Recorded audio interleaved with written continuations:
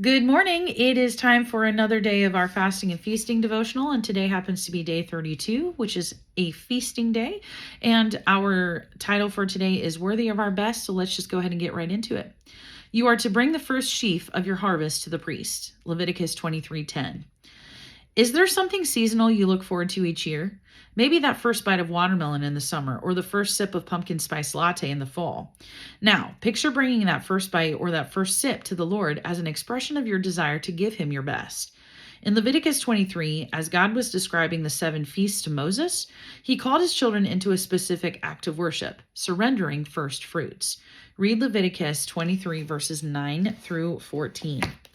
Adonai said to Moshe, which I'm reading out of a complete Jewish Bible, that's Moses, tell the people of Israel, after you enter the land I am giving you and harvest its ripe crops, you are to bring a sheaf of the first fruits of your harvest to the Cohen, which is the priest.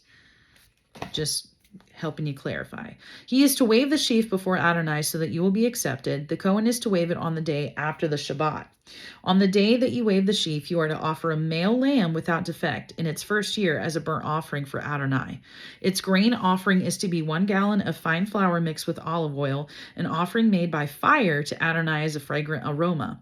Its drink offering is to be of wine, 1 quart. You are not to eat bread, dried grain, or fresh grain until the day you bring the offering for your God. This is a permanent regulation through all your generations, no matter where you live. If the language of this feast feels too agrarian, force your brain to remember that for the Israelites, their crops were their food. There were no grocery stores or restaurant chains in the Promised Land. So while this was a feast about farming, it was ultimately a feast about food. We can simplify the heartbeat of the Feast of First Fruits this way. Give God your best, for he is surely worthy. It is not accidental that the Bible uses food to teach us first fruit patterns of worship. So whether you eat or drink or whatever you do everything for the glory of God. 1 Corinthians 10:31.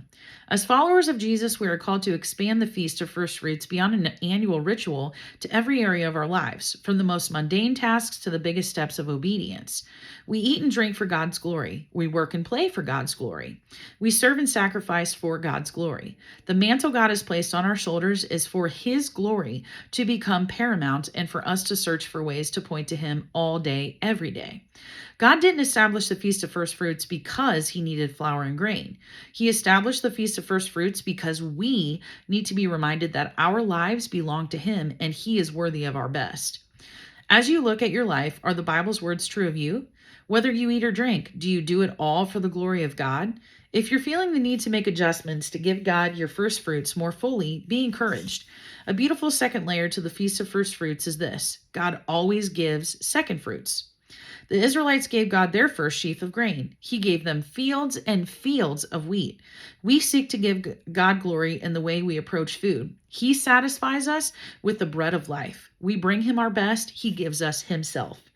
Setting the table, inviting the feast. Use the prayer prompts below to ask the Lord to do an abundant work in your life. Setting the table.